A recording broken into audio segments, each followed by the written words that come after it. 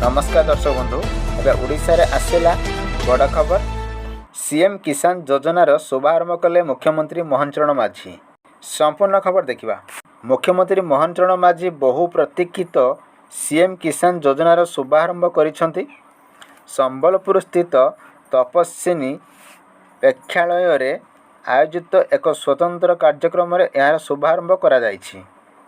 एही अवसर रे मुख्यमंत्री 46 लाख क्षुद्र और नाम मात्र चाषी एवं भूमिहीन को 925 कोटी ऊर्ध्व टंका आर्थिक सहायता प्रदान करिसेंती। प्रत्येक सुविधा हस्तांतर माध्यम रे एही सहायता राशि हिताधिकारी को बैंक खाता रे जमा करा जिवो।